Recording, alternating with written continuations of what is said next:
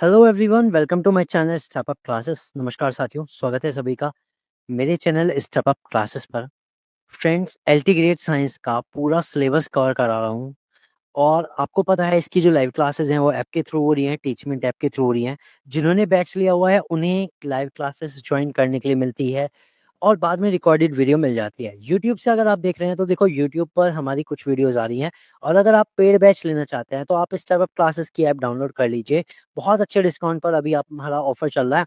नीचे उसमें coupon code भी पड़े हुए हैं, वो अप्लाई कर सकते हैं आप, जिनसे आपको बैच मिलता है। और इस बैच की खास बात ये है, इसमें आपको मैं अभी फ़िलहाल टेस्ट पास फ्री दे रहा हूँ, जो कि हमारा वैसे एमआरपी जो है उसकी है 349 है। और लेकिन अभी ये ऑफर में अगर आप केवल टेस्ट पास लेते हैं तो 49 रुपीज़ है। ओके। और ये 49 भी या फिर 349 आप मान लीजिए, ये मैं आपको कंप्लीटली फ्री दे रहा हूँ जब तक आपके पास ये एल्टीग्रेड साइंस का बैच रहेगा। ठीक है? तो इसके साथ आप ज्वाइन कर सकते हैं हमारा एल्टीग्रेड साइंस का बैच, जिसमें आपकी पूरी तैयारी कराई जा रही है, live classes, recorded video, notes, PDF, mind mapping, सब कुछ। तो अगर आपने बैच ज्वाइन नहीं किया और आप लेना चाहते हैं, इंटरेस्टेड हैं, तो आप नीचे यूट्यूब के डिस्क्रिप्शन बॉक्स में लिंक है, उसमें से आप ज्वाइन कर सकते हैं। ठीक है फ्रेंड, चलिए शुरू करते हैं आइनिक इक्विलिब्रियम, और ये इसका पार्ट नंबर 3 होने वाला है। पार्ट नंबर 3 में आज हम शुरू करेंगे बफर सॉल्यूशन, बफर विलियन। फ्रेंड्स, बफर विलियन से पहले आपको पता होना चाहिए कि हमने पीएच हमने पढ़ लिया है। पीएच सॉल्यूशन का कैसे निकालते हैं, वो सब हमने पढ़ लिया है। ठीक है? उसमें हाइड्रोजन आयन कॉन्संट्रेशन है, वो सब। अगर आपने वो वीडियो नहीं देखी है या आपने वो लेक्चर नहीं अटेंड किया है, तो आप उस लेक्चर को पहले अटेंड करो, उसे समझो और फिर आप ये आके देखना, आपको चीज़ें ज़्यादा क्लियर होंगी। ठीक है? फिर भी थोड़ा-थोड़ा बेसिक में अगर आपने नहीं भी देखा है, तो मैं आपको बताता रहूँगा ताकि आपकी चीज़ें क्लियर हो सके। चलिए फिर शुरू करते हैं बफर विलियन। तो देखो, बफर विलियन कहाँ से आया? बफर विलियन या फिर इसे उभय प्रतिरोधी विलियन भी कहते हैं। ठीक है? बफर सॉल्यूशन इसे हम जनरली कहती हैं। तो ये है क्या? अब मुझे एक बात बताओ, पहले मैं आपका बेसिक एक कांसेप्ट पूछता हूँ। सपोज़ वाटर है, वाटर आपने लिया किसी बीकर में और आपने उसमें हल्की सी अमाउंट कोई एसिड की मिला दी। आप मुझे बताओ, उसका पीएच नीचे जाएगा यानी टुवर्ड द 0 जाएगा या फिर ऊपर जाएगा टुवर्ड द 14? आप बस इतनी सी बात बताओ। बिल्कुल सही, 0 की तरफ जाएगा, ऑब्वियस 0 की तरफ जाएगा। हाँ, 0 लिखना ठीक है, 0 ही है। ओके, हो गया। अब मुझे एक बात बताओ, दूसरा एक सॉल्यूशन बताया जिसमें मैंने वाटर मेरे पास था, लेकिन उसमें मैंने कोई बेस मिला दिया। अब इसका जो पीएच है, अगर मैं पूछने लगूँ आपको, क्या वो 0 की तरफ जाएगा या टुवर्ड द 14? ऊपर की ओर 14 की तरफ जाएगा, यानी कि 14 की तरफ बढ़ेगा। कहाँ जाएगा? अगर मैं इसमें कोई बेस मिला दूँ, आप कहोगे सर 14 की तरफ जाएगा, बिल्कुल करेक्ट, ये भी ठीक है। सही है ना? समझ में आया? अब ये तो हमें पता लग गया कि अगर हम किसी भी चीज़ में कोई एसिड या कोई बेस मिलाते हैं, तो जनरली पीएच चेंज होना ही होना है। सभी सब्सटेंसेस का कुछ ना कुछ पीएच होता है और उसमें अगर हम कुछ ना कुछ मिक्स कर दें, तो हमें पता है पीएच चेंज तो होना ही है। ओके, सो ऐसे विलयन, अब हम बात करते हैं बफर विलयन की। तो ऐसे विलयन जिसमें अम्ल या क्षार की अल्प मात्रा मिलाने पर पीएच में कोई सार्थक परिवर्तन नहीं होता, बफर विलयन या उभय प्रतिरोधी विलयन कहलाते हैं। अब ये कैसे बात हुई भाई? अब ये सुनो, मान लो कोई एक सॉल्यूशन है, कोई भी एक सॉल्यूशन है, हमने बना लिया लैब में और हम क्या कर रहे हैं, इसमें ना थोड़ा-सा कोई एसिड मिला रहे हैं, कोई भी एसिड इसमें हमने मिलाया, उठा के इसमें मिक्स कर दिया या कोई हमने बेस मिक्स कर दिया, हमारे पास जो भी चीज़ थी हमने मिक्स कर दिया और हमें पता है एसिड या बेस के मिक्स करने से कुछ ना कुछ पीएच चेंज होगा। लेकिन ये कह रहे हैं एक ऐसा सॉल्यूशन इसके अंदर था, जिसके अंदर इसका पीएच कुछ खास चेंज नहीं हुआ। ठीक है? So does not change the pH. इसने क्या करा? पीएच चेंज नहीं किया, अपना पीएच चेंज नहीं किया। इसका मतलब क्या है, एक तरह से हम ये भी कह सकते हैं उसने पीएच चेंज को रजिस्ट किया। ठीक है? It resist the pH change.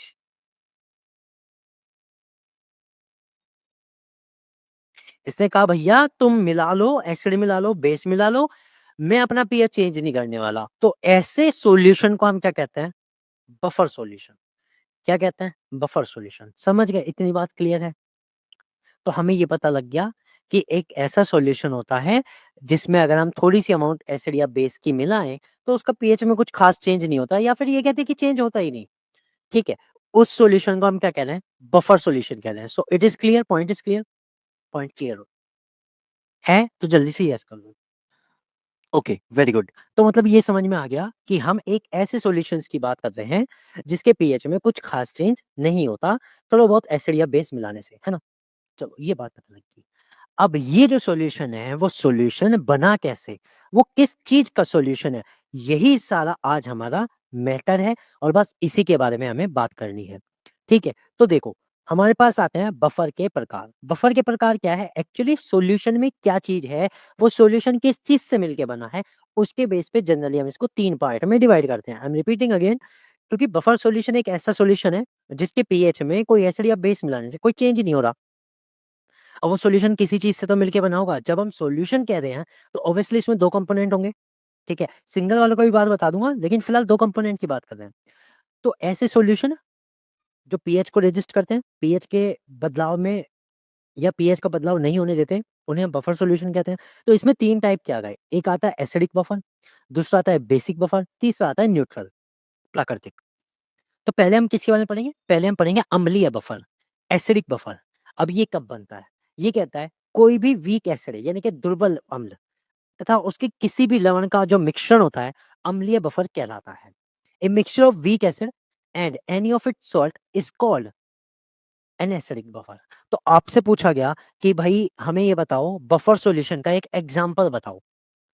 आप इसको बता सकते हो। भाई अम्लीय बफर भी तो बफर सॉल्यूशन का एग्जांपल है। तो ये सब एग्जांपल ही चल रहे हैं, बस उनको हमने कैटेगरीज कर दी। अम्लीय बफर अलग कर दिए, बेसिक अलग कर दिए और जो हमारे प्राकृतिक या न्यूट्रल है वो अलग कर दिए। तो सबसे पहले पढ़ रहे हैं हम अम्लीय buffer, that is acidic buffer. तो एसिडिक बफर ये कह रहे हैं कैसे बनता है, ध्यान देना। ये बनता है कोई वीक एसिड, शॉर्ट में लिखूंगा W A, that is weak acid, WhatsApp मत समझना, it is weak acid.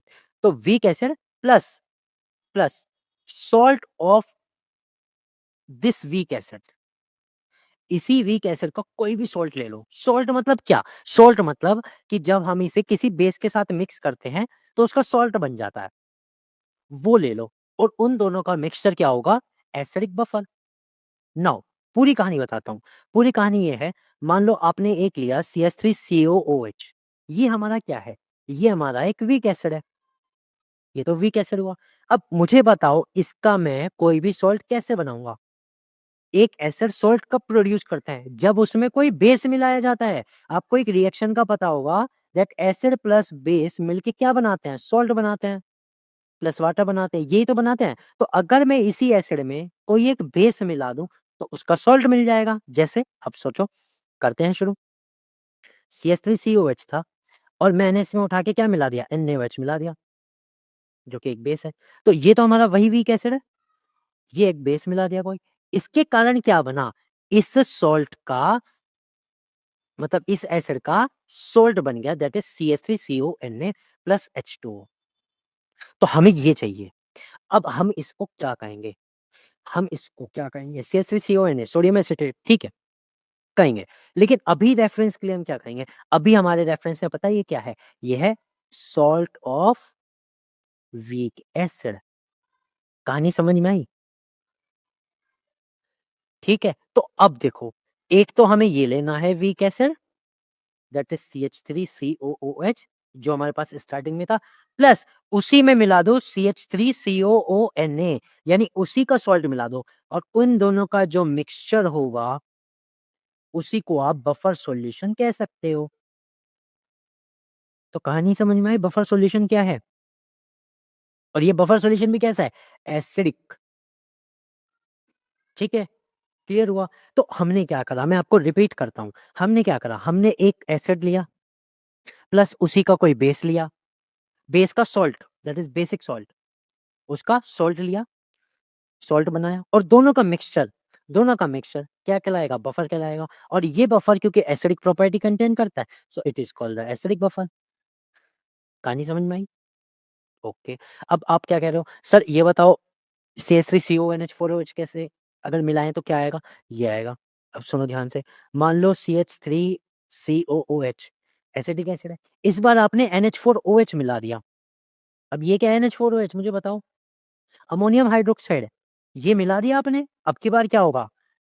CH3CO NH4 plus H2O, ये बन गया। अब ये है क्या? Ammonium acetic acid. ठीक है? ठीक है? Ammonium acetic acid. क्लियर हुआ? सो अब इन दोनों का सॉल्यूशन, एक तो ये CH3CONH4 प्लस CH3COH, इसको हम क्या कहेंगे? Acidic buffer. क्योंकि फर्स्ट थिंग आप ये देख लो, अगर first thing sorry acidic behaviour दिखा रही है जरा सा भी, ये जो हमारा एसिड है वो जरा सा भी एसिडिक बिहेवियर दिखा रहा है, खास करके वीक एसिड है, तो उसका सॉल्ट एसिडिक बफर कहलाएगा। क्लियर हुआ? ठीक है। क्लियर हो गया? जल्दी से हाँ कर दो, यस सर क्लियर है, जल्दी से कर दो। तो ये हमारे क्या थे? ये सब हमारे एसिडिक बफर थे। फिलहाल यहाँ तक लाइन खींच देता हूँ। ये जो हेंडरसन समीकरण है, ये मैं आपको पूरी एक्सप्लेन करूँगा डिटेल में। यहाँ से शॉर्ट में ऐसे तुक्का मार के मैं समझाने वाला नहीं हूँ। मैं आपको पूरी डिटेल में एक्सप्लेन करूँगा एक्चुअली आई कैसे। मोस्ट ऑफ द जो कॉम्पिटिटर वाले हैं वो आपको बता देंगे ये है, लेकिन ये आई कैसे ये नहीं बताएँगे। मैं आपको थोड़ा-सा एक्सप्लेन कर दूँगा ताकि चीज़ें क्लियर हो जाए, है ना? यही मैं सबसे बेस्ट आपको करता हूँ, आपके लिए सबसे बेस्ट कि हर चीज़ एक्सप्लेन करनी है। ठीक है? तो एसिडिक बफर का पता लग गया कि कोई भी वीक एसिड लो, उसी का सॉल्ट बना के उसी को मिक्स कर लो, बफर सॉल्यूशन तैयार। क्योंकि एसिडिक लिया था इसलिए एसिडिक बफर है। Hello, okay done. चलो दूसरी बात करते हैं। क्या केवल एसिटिक एसिड से ही बफर बनता है या किसी और से भी बन सकता है? बोलो, क्या किसी और से भी बन सकता है या केवल इसी से बनेगा? तो इसके और भी एग्ज़ाम्पल ज़रूर होंगे। उनके एग्ज़ाम्पल भी देखो, अब थोड़े से लिख देता हूँ मैं 1-2 ताकि आपको क्लियर हो जाए और ज़्यादा।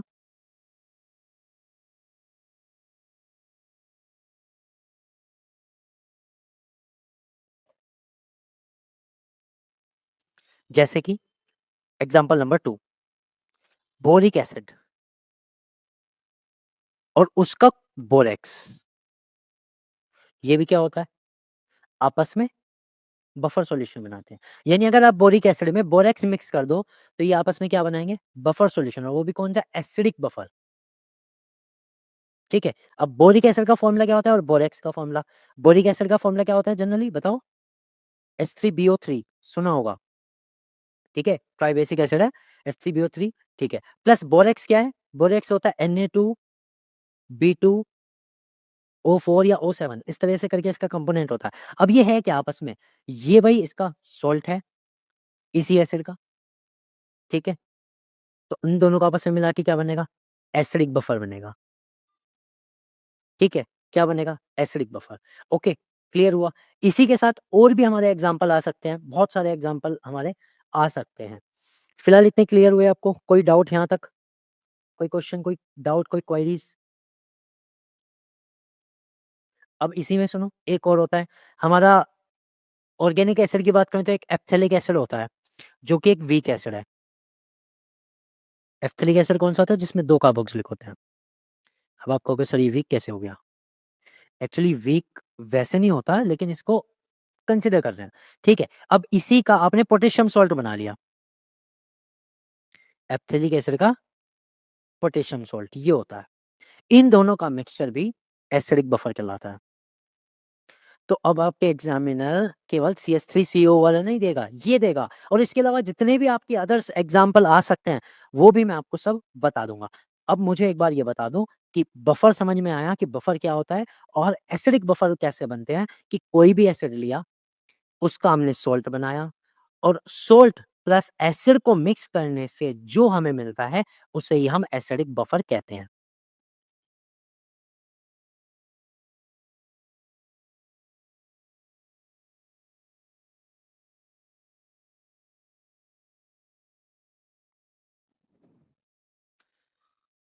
इसमें एक चीज़ और है, इसमें हाइड्रेट भी होता है, Na2B4O7 इंटू 10H2O, ये हाइड्रेट छोड़ रहा था मैं। ठीक है, हाइड्रेट भी होता है, तो पूरा तो ये होता है बेरॉक्स का, ठीक है? इन दोनों को मिला कर के एसिडिक बफर बनता है। खैर, इतनी बात क्लियर? समझ में आया सब? अच्छे से क्लियर हो भी गया होगा वैसे तो।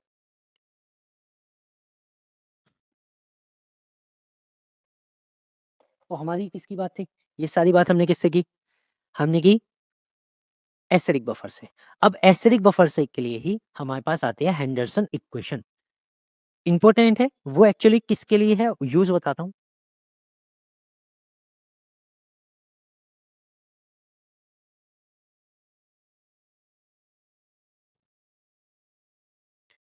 Henderson equation for acidic buffer. अब क्या-क्या आ सकता है, पहले सुन लो, मैं आपको बता देता हूँ what can be asked. First of all equation ही पूछी जा सकती है। सेकंड इक्वेशन से रिलेटेड चीज़ें पूछी जा सकती है, लाइक एक इक्वेशन दे दी, इक्वेशन नहीं मतलब केमिकल रिएक्शन दे दी, केमिकल रिएक्शन दे दी और उसके अकॉर्डिंग इक्वेशन पूछ ली। Third thing which is the best? The numericals, ठीक है? एंड फोर्थ थिंग जो इसमें Ka वगैरह होता है उसका फ़ॉर्मूला। ये सभी हेंडरसन इक्वेशन से इस टाइप के क्वेश्चन कैन बी आस्क्ड, ठीक है? ये सब टाइप के क्वेश्चन आपके पूछे जा सकते हैं। तो आपको समझना भी है हेंडरसन इक्वेशन कैसे आई और उससे फिर जो कल करेंगे न्यूमेरिकल्स अच्छे से डीप डाउन, तो वो न्यूमेरिकल्स कैसे-कैसे आते हैं वो भी हम देखेंगे। तो चलो हेंडरसन इक्वेशन देखते हैं। मान लो कोई एसिडिक मान लो, कोई भी एक एसिड। अब जनरली मैं एक एसिड लेता हूँ HCl, ले लिया मैंने। मैं इसको कैसे रिप्रेजेंट करता हूँ? मैं इसको रिप्रेजेंट कर रहा हूँ Ha से। यहाँ पर H हाइड्रोजन को ही रिप्रेजेंट कर रहा है और A जो है वो इसके सॉल्ट को रिप्रेजेंट कर रहा है। अब आप कहोगे सर आपने A क्यों लिया? A मतलब मेरा है एसिड से, तो Ha पूरे एसिड को रिप्रेजेंट कर रहा है, ठीक है? अब मैंने एक इक्वेशन लिखी दैट Ha का अगर मैं आयनाइजेशन कराऊँ तो मुझे 2 चीज़ें मिलेगी, एक H पॉजिटिव और एक A नेगेटिव। ये क्या है हमारा? ये हमारा एसिड है, ये हमारा हाइड्रोजन आयन है, ओके? और इसको मैं क्या कह सकता हूँ? इसको मैं कह सकता हूँ सॉल्ट। भई जो भी सॉल्ट बनाएगा वही यही तो बनाएगा। मान लो HCl है, HCl में से H पॉज़िटिव और Cl निकलता है, तो सॉल्ट तो ये कहलाएगा ना। हाइड्रोजन आयन से अलग जो चीज़ बनती है वो सॉल्ट कहलाएगा। तो ये सॉल्ट हो गया, ठीक है? इतनी बात क्लियर हुई? ये सॉल्ट हो गया। अब यहाँ से चीज़ें समझो, अगर मैं इसके लिए Ka लिखने लगूँ that is constant, ionic constant. अगर मैं ये लिखने लगूँ तो मैं क्या लिखूँगा? मैं लिखूँगा concentration of H positive, concentration of A negative divide by concentration of Ha। यही तो लिखते हैं। भाई प्रोडक्ट अपॉन रिएक्टेंट, यही तो लिखते हैं और यही मैंने लिख दिया। यहाँ तक कोई डाउट किसी को? नहीं होगा। अब इसी को अगर मैं आगे एक्सपेंड करूँ, तो पहले वही लिख लेता हूँ K is equal H positive, A negative upon Ha, ये आ गया हमारा। अब यहाँ से समझो, मैं इसको H positive is equal Ka into concentration of Ha upon A negative, ये भी तो लिख सकता हूँ। यहाँ कोई डाउट है क्या? किसी को कोई डाउट हो तो बताओ? आई होप कि बिल्कुल नहीं होगा। समझ गए ना कैसे आया? भाई H पॉज़िटिव को यहीं रखा, Ha इसके साथ मल्टीप्लाई में चला गया K के और A नेगेटिव नीचे आ गया। सेम चीज़ मैंने ऐसे लिख ली सीधे-सीधे। अब ये बताओ ये H पॉज़िटिव तो एज़ इट इज़ रखेंगे, तो अगर H पॉज़िटिव तो सब में ही होगा ना? जितने भी एसिड होंगे सब में H पॉज़िटिव होगा। मैं क्या लिख सकता हूँ? मैं इसको ऊपर वाले को ये लिख सकता हूँ क्या एसिड का कॉन्सन्ट्रेशन डिवाइडेड बाय नीचे वाले को ये लिख सकता हूँ क्या सॉल्ट का concentration for all of the acids, सभी एसिड्स के लिए। क्या मैं इतनी बात लिख सकता हूँ? हाँ या ना? सबको समझ में आया कि नहीं? ओके जी, बिल्कुल लिख सकते हैं। नाउ अब हम क्या करेंगे? टेकिंग नेगेटिव ऑफ लॉगरिथम, हम क्या कर रहे हैं? नेगेटिव लॉगरिथम ले रहे हैं। अब नेगेटिव लॉगरिथम लेते ही इस पूरी इक्वेशन को हम ऐसे लिख सकते हैं, minus log of H positive is equal minus log of Ka। अब लॉग इस पूरे के साथ था, तो जब Ka आया तो प्लस करके ये चीज़ें आती हैं। भई अगर मैं बात करूँ तो Ka को मैं m मान लूँ और इंटू ये जो एसिड अपॉन सॉल्ट है, इसको मैं n मान लूँ। तो ये मेरी m इंटू n वाली सिचुएशन होगी जिसका लॉग अगर मैं करूँगा, तो वो लॉग ऐसे खुलता है log m plus log n। ये चीज़ें मैं छोटी-छोटी क्लियर कर रहा हूँ लॉग आइडेंटिटी, तो जिन्होंने अगर वीडियो कभी नहीं देखी है, लॉग सॉल्व करना नहीं आता उन्हें आ जाए। अब बात आती है मेरे यहाँ से पहले माइनस है, तो ये भी माइनस हो जाएगा और ये भी माइनस हो जाएगा, तो कुल मिला के माइनस लॉग के a आ गया और माइनस ही लॉग एसिड अपॉन सॉल्ट आ गया। क्योंकि जनरली एक छोटा-सा कन्फ्यूजन यहीं क्रिएट होता है, कुछ शायद अब तक कह भी देते कि सर एसिड ऊपर क्यों है? हमने तो इक्वेशन में सॉल्ट ऊपर लिखा हुआ देखा है और वो सारी कहानी यहीं पे चेंज होती है। यहीं पे अब एक छोटी-सी चीज़ पूरी इक्वेशन को चेंज कर देगी, ठीक है? अब हमें पता लग गया ये सब आ गया। अब मुझे बताओ इस चीज़ को मैं क्या लिख सकता हूँ? इस चीज़ को मैं लिख सकता हूँ पीएच, बिल्कुल लिख सकता हूँ। माइनस लॉग एच प्लस क्या होता है? पीएच होता है। माइनस लॉग के क्या होता है? पीके होता है। अब इस वाले को मैं कैसे लिख सकता हूँ? क्या मैं इसको ये लिख सकता हूँ क्या plus log salt upon acid? किसी को प्रॉब्लम है क्या? ये नेगेटिव में था और नेगेटिव लॉग को अगर आप किसी भी आइडेंटिटी को रिवर्स कर देते हो तो वो पॉजिटिव हो जाता है। यही चीज़ मैंने यहाँ की। मतलब मैंने इसका 1 अपॉन कर दिया, तो पॉजिटिव में आंसर आ गया। इसी के साथ ये जो आई है, ये हमारी हेंडरसन इक्वेशन आ गई। ठीक है जी, इतनी बात क्लियर? कोई डाउट? होगा नहीं आई थिंक और कोई डाउट है तो पूछ लो, पूछो।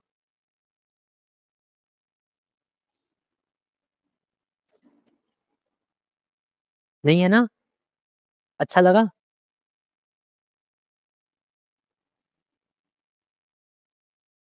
ठीक है। अब इसी हेंडरसन इक्वेशंस को मैं 1-2 तरीके से और बता देता हूँ, कैसे तो आप लिख सकते हो और कैसे इसमें कोई चीज़ क्या है, वो आपको मैं थोड़ा-सा रिप्रेज़ेंट कर देता हूँ और क्या गया उसमें और ख़ास चीज़ें हो सकती हैं, है ना? तो सुनो ध्यान से, पेज गायब हो गई क्या? चलो, एक पेज लेते हैं यहाँ पे। ओके, हम शुरू करते हैं कि भाई हमारी जो Anderson equation I pH is equal pKa plus log salt upon acid आई।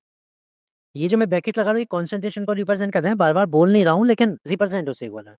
अब मुझे बताओ ये जो सॉल्ट था, जनरली सॉल्ट जो है मान लो मेरे पास CH3COOH है, यानी कि एसिटिक एसिड है और इसको अगर मैं आयनाइज़ेशन करूँ तो मेरे पास एक तो बनता है एसीटेट आयन और एक बनता है H पॉज़िटिव। तो क्या यही तो सॉल्ट है ना? अभी थोड़ी-थोड़ी देर पहले मैंने बताया भी था, यही तो सॉल्ट है, इसी की तो बात कर रहा हूँ, इसी की तो मैं बात कर रहा हूँ। ओके, तो क्या मैं पीएच बराबर pKa प्लस लॉग ये भी लिख सकता हूँ क्या? Anion upon acid. Is this make sense? भाई ये एनायन ही तो है, ये एनायन ही तो है। तो किसी भी एसिड में से H पॉज़िटिव निकलता ही निकलता है और जब वो H पॉज़िटिव निकल जाता है तो जो बचता है वो एनायन बनता है, नेगेटिव बनता है। तो अगर आपके एग्ज़ाम में ये लिखी हुई आ जाए, तो समझ जाओगे ना ये भी हेंडरसन इक्वेशन है। सॉल्ट ना लिख के अगर एनायन लिखा आ जाए, yes it does make sense. तो ये भी हमारी हेंडरसन इक्वेशन है। दूसरा रिप्रेजेंटेशन। अच्छा लगा? ठीक है। कहीं बुक में मिल जाती है तो बहुत अच्छी बात, नहीं मिलती है तो हमें पता लग गया। ठीक है। अब और क्या हो सकता है? और बताओ इसमें क्या हो सकता है? कुछ हो सकता है क्या इसका? हाँ, हो सकता है। अब देखो अलग-अलग सिचुएशन इसी वाले से सॉल्व करेंगे फर्स्ट वाले से ही। When the ratio of concentration of salt upon acid ratio of salt upon acid is equal 10। अगर इन दोनों का रेशियो 10 आ जाए, 10 भी आ सकता है, 100 भी आ सकता है, कुछ भी आ सकता है। मैंने 10 मान लिया एन एन एवरेज मैंने 10 मान लिया। तो पीएच की वैल्यू क्या हो गई? ये अपने पास सॉल्व करके रख लो, ईज़ी है। पीएच की वैल्यू क्या हो गई? पीएच की वैल्यू देखो, पीके तो चेंज नहीं होगा, तो पीके तो as it is plus log 10 हो गया कि नहीं? और log 10 की वैल्यू कितनी होती है? अगर आपको पता हो log 10 की वैल्यू होती है 1, log 100 की वैल्यू कितनी होती है 2, ठीक है? तो यहाँ पर पीएच बराबर मैं क्या लिख सकता हूँ? pKa + 1 and this is the maximum pH value, ठीक है? समझ गए?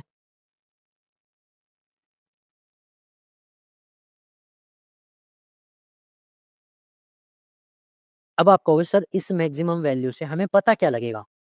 वो जो पता लगेगा ना वो अभी थोड़ी देर में पहले बताऊँगा। पहले ये बताओ, ये तो क्लियर हो गई छोटी-सी इक्वेशन। चलो एक और कंडीशन बना लो। When ratio of salt upon acid is equal 1/10। अगर ये 1/10 हो जाए तब क्या होगा?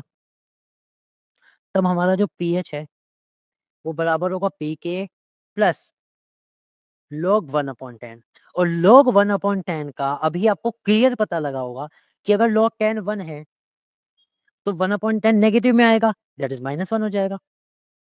तो pH बराबर क्या हो जाएगा? p के a - 1, a की हो जाएगी वैल्यू। हाँ जी, क्लियर हुआ? समझ गए? बात क्लियर?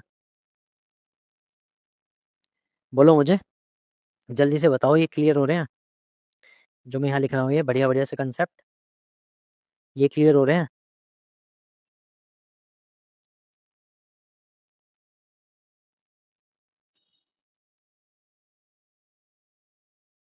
ओके, अब सुनो ध्यान से एक और चीज़, तीसरी कंडीशंस। कंडीशन नंबर 3 है when salt upon acid is equal 1। अगर सॉल्ट अपॉन एसिड का रेशियो 1 आ जाए तब क्या होगा? पीएच बराबर क्या हो जाएगा? pKa हो जाएगा क्योंकि log बेस 10 1 की वैल्यू 0 होती है। हाँ जी, क्लियर हुआ? अच्छा लगा? ठीक है? ये 3 कंडीशन हैं जो हेंडरसन इक्वेशन के बेस पे बनती है और आपसे एग्जाम में पूछी जाती है। मैंने यही की है आपको तीनों कंडीशंस बता दी। अच्छी लगी कि नहीं? बढ़िया? समझ में आया?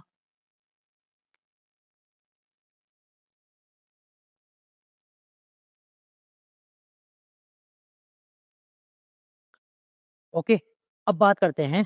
सर 3 कंडीशन तो बताइए, इनका बेनिफिट क्या है? इनका एग्जाम्पल क्या है?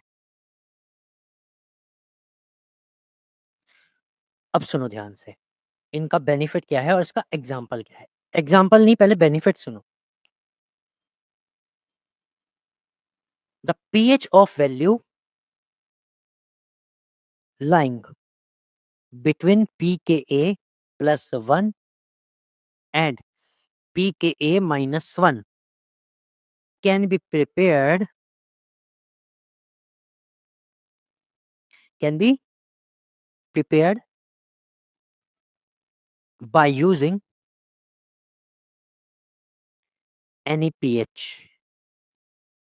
which is equal to pKa। समझ गए? अगर किसी सॉल्यूशन का आपको पीएच दे रखा है, पीके छोड़ो फिलहाल, अगर पीएच दे रखा है और वो ये कह रहे हैं इस वाले पीएच से कितनी रेंज के पीएच का बफर बना सकते हैं, तो वो रेंज ये रहेगी। एग्जांपल, एसिटिक एसिड का जो पीएच होता है वो 4.8 होता है। So it can be used, यहाँ ध्यान देना एसिटिक एसिड ही की बात कर रहे हैं।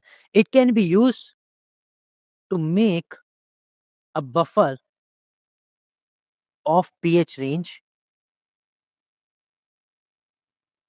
3.8 टू 5.8।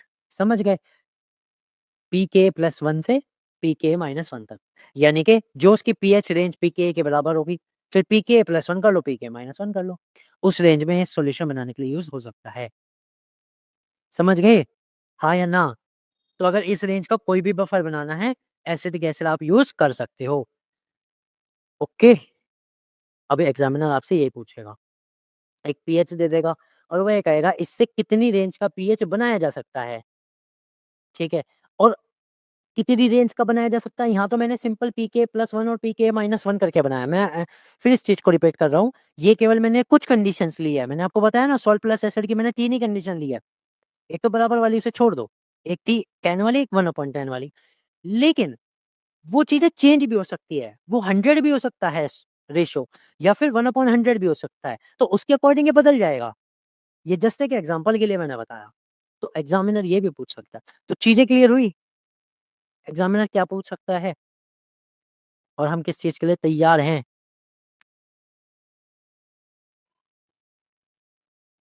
ठीक है, अच्छा लगा होगा जान के? चलो, बहुत सारी बात हो गई एसिडिक बफर के बारे में, बहुत देर से बेसिक बफर आने के लिए बेचैन था, तो इसी को ले आते हैं। अब पढ़ते हैं क्षारीय buffer, that is basic buffer. ये भी बफर के ही एग्जाम्पल हैं। तो इसमें क्या होता है, कोई भी दुर्बल क्षार तथा उसकी किसी भी लवण का मिश्रण क्षारीय बफर कहलाता है। It means what we are taking that is a weak base और उसी का salt and any of its salt is called the basic buffer. फिर से कि सर बनाएँ तो बनाएँ कैसे? तो चलो एग्ज़ाम्पल लो, मान लो आप NH4OH ले रहे हो, ये आपके लिए वीक बेस है, ठीक है? वीक बेस है। इसका सॉल्ट बनाएँ तो बनाएँ कैसे? एक बेस है, सॉल्ट कब बनाता है? जब उसकी एसिड के साथ रिएक्शन हो जाए। तो कोई भी स्ट्रॉन्ग एसिड लो उसके साथ रिएक्शन करा दो। जैसे इसके साथ रिएक्शन होगी इसका सॉल्ट तैयार। सॉल्ट प्लस वाटर ही तो बनते हैं। अगर आपको न्यूट्रलाइजेशन रिएक्शन पता हो, जो आपने क्लास 10th में पढ़ी होगी, acid plus base is equal salt and water. तो अगर कोई एसिड दिया है, उसका सॉल्ट बनाना है तो बेस मिला दो। कोई बेस दिया है, उसका सॉल्ट बनाना है तो एसिड मिला दो। वही कहानी हम कर रहे हैं। वीक बेस हमें पता था, एसिड मिला दिया, सॉल्ट तैयार। क्या सॉल्ट होगा? NH4Cl प्लस H2O, यानी ये चला गया, ये बन गया। अब ये है क्या? ये है सॉल्ट ऑफ वीक बेस, इसी का सॉल्ट है। अब weak base that is NH4OH plus NH4Cl जो कि इसी का सॉल्ट है, दोनों को मिलाओगे बेसिक बफर बन जाएगा। बात क्लियर हुई कि नहीं? तो डोंट गेट यू मिस्टेक कि बफर बन कैसे रहा है। दूसरी चीज हमारे पास क्या है, एग्जामिनर आपसे पूछेगा कि अगर एक वीक बेस ये है, इसका सॉल्ट इसमें से कौन-सा यूज़ कर सकते हो बफर बनाने के लिए। तो ख़ास बात क्या है, जैसा वीक बेस ले रहे हो, आपको उसी वीक बेस का सॉल्ट लेना है, आप मिक्स मैच नहीं कर सकते। आई एम रिपीटिंग कि आप मिक्स मैच नहीं कर सकते। ओके, क्लियर हुआ? सेम चीज़ NH4OH, CH3CO, NH4 बात एक ही है। इसमें भी क्या हो रहा है, NH4OH है, साथ में आपने एसिटिक एसिड मिला दिया, CH3COH मिला दिया आपने। ये वीक बेस था, ये एक एसिड था। H2O निकल गया। कहाँ से? हाइड्रोजन इसमें से, OH इसमें से। बाकी CH3CONH4 मिल गया। एंड दिस वन, ये है क्या? बताओ? Salt of weak base. इसको मिलाओ, साथ में इसको मिलाओ, इन दोनों का जो मिक्सचर होगा, वही बफर रहेगा। और क्योंकि बेसिक से शुरू किया तो it is a basic buffer. कहानी खत्म। तो हमारे बेसिक बफर का एग्ज़ाम्पल हमें पता लग गया। हाँ जी, क्लियर हुआ? अच्छा लगा जान के? बढ़िया-बढ़िया सी चीज़ें।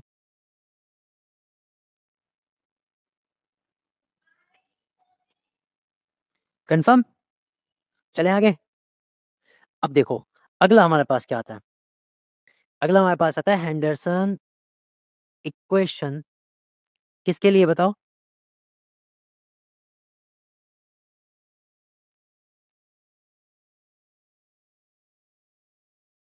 बेसिक बफर के लिए, ठीक है? Henderson equation for basic buffer. Basic buffer का क्या करना है? सेम तरीके से चलेंगे। भई एक बेस ले लो BOH। BOH का मतलब समझ लो, बेस में हम क्या कॉमन मान के चल रहे हैं? OH, और B जो है हमारा उसका पॉजिटिव आयन है। इसका आयनाइज़ेशन करा, B पॉजिटिव बना प्लस OH नेगेटिव बना। इसके लिए हम Kb की वैल्यू लिखते हैं, दैट इज़ आयनाइज़ेशन कांस्टेंट। तो क्या होगा? B positive, OH negative upon BOH, यही तो होगा, ठीक है? आगे की कहानी भी सेम। OH नेगेटिव के लिए फॉर्मूला लिख लेते हैं। OH नेगेटिव को इधर रखा, BOH चला गया Kb के इनटू में, Kb इनटू BOH, और डिवाइडेड में आ गया B negative, sorry B positive, ठीक है? अब क्या मैं इसको OH negative is equal Kb into base upon salt लिख सकता हूँ? बात तो सेम ही है, हाँ या ना? बिल्कुल लिख सकते हैं, ईज़ी है लिखना। हो गई यहाँ तक की कहानी खत्म, बस आगे क्या करना है? Taking negative of logarithm.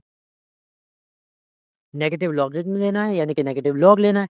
That will B negative log of OH negative is equal negative of Kb minus log of base upon salt, ठीक है? Base upon salt. अब क्या होगा?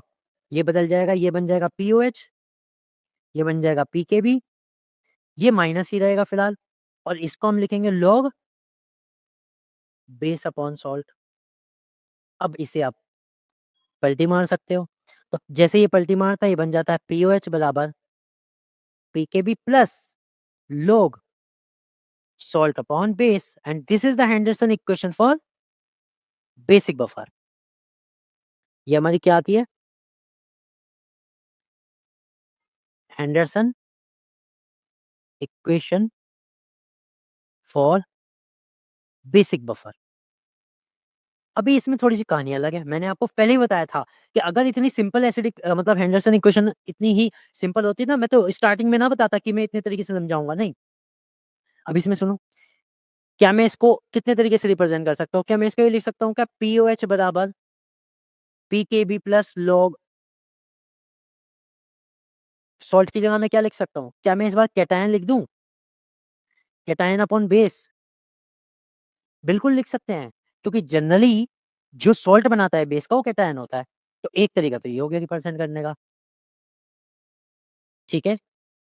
तो it is also an Henderson equation का representation हो गया, ठीक है? अब मुझे बात सुनो, ये जो पीओएच है यहाँ, क्वेश्चन नंबर 2 आई हमारी। ये जो पीओएच है, क्या मैं ये भी जानता हूँ क्या पीएच प्लस पीओएच बराबर 14 होता है? पीएच प्लस पीओएच बराबर 14 होता है? होता है। क्या पीएच बराबर ये लिख सकता हूँ 14 माइनस पीओएच? तो इस इक्वेशन को क्या मैं पीएच के फॉर्मूले में चेंज कर सकता हूँ जैसे पहले वाली लिखी थी? लिख सकता हूँ। That will be equal pH is equal 14 और ये पूरी इक्वेशन माइनस में आ गई। That is minus pKb, pOH की जगह पूरी इक्वेशन रख दी, minus pKb minus log of salt upon base. तो डोंट बी कंफ्यूज कि इक्वेशन में क्या लिखा हुआ है, ये भी हमारी सही इक्वेशन है। और जनरली यहाँ पर क्या होता है, बहुत बार कंफ्यूजन हो जाता है कि सर ने तो ये कराई थी और वहाँ ये आ रही, या वहाँ ये आ रही, इसका हमें पता ही नहीं। तो कुछ भी आ जाए आपको करना है। So this is an example of Henderson equation. तो रिप्रेजेंटेशन इतने सारे हैं, ये थर्ड लिख लो। ठीक है जी, क्लियर हुआ? हाँ या ना?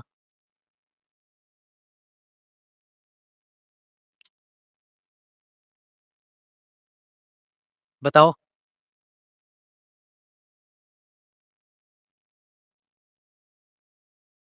बोलो बोलो।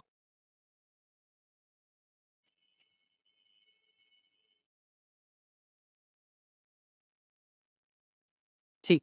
अब इसी से बाकी सारी चीजें जो हैं वो एज इट इज हैं, और जितना आज समझाया, क्योंकि बफर में से इन्हीं सब पे क्वेश्चंस आने हैं, तो वो मैं आपको कराऊंगा कल। लेकिन एक छोटा सा टॉपिक रह गया, दैट इज नेचुरल बफर। अब ये बफर क्या होते हैं वो समझो। दुर्बल क्षार तथा दुर्बल अम्ल से बने लवणों का जलीय विलयन भी बफर कहलाता है, ठीक है?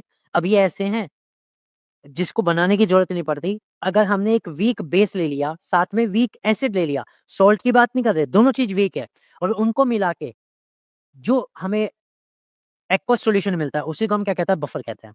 और इन्हें नेचुरल बफर कहते हैं, ठीक है? So an aqueous solution of weak base plus weak acid, ठीक है? क्लियर हुआ? जैसे कि CH3CO NH4। अब हमें पता है CH3CONH4 के दो पार्ट हैं, एक तो है CH3CO नेगेटिव और एक है NH4 पॉजिटिव। तो अगर मैं ये देखूं तो ये वीक एसिड का सॉल्ट है, और अगर मैं ये देखूं तो ये वीक बेस का है। तो वीक एसिड और वीक बेस आपस में मिलकर क्या बना रहे हैं? जो चीज बना रहे हैं उसको हम बफर कह सकते हैं। इसी तरह से NH4CN। ठीक है फ्रेंड्स, इसके साथ ही जो बफर का था कंटेंट वो हो गया क्लियर। मेन हेंडरसन इक्वेशन थी, मैं समझा चुका हूँ। और कल हम क्या करेंगे, कल इसके करेंगे प्रैक्टिस क्वेश्चन। और हाँ, कुछ प्रैक्टिस क्वेश्चन मेरे अभी याद आया, पीएच के भी रह गए थे, जो थोड़े एडवांस लेवल के थे ना वो रह गए थे, वो भी मैं कल करा दूंगा, ठीक है? ओके एवरीवन, सो फिर मिलेंगे कल। और जिन्होंने टीजीटी का बैच लिया हो शाम में ज्वाइन कर सकते हैं। शाम में आज हम 9:30 से शुरू करेंगे, और सोचेंगे क्लास जितनी आज मैक्सिमम लॉन्ग हो सके उतनी करेंगे। तो अच्छे से बैठ के उसको आज क्लास को हम करेंगे, ठीक है? तो तैयार हो के आना, खाना वाना खा के पानी की बोतल साथ लेके। सो अभी की क्लास में लेते हैं विदा, मिलते हैं कल। Goodbye everyone, see you next time.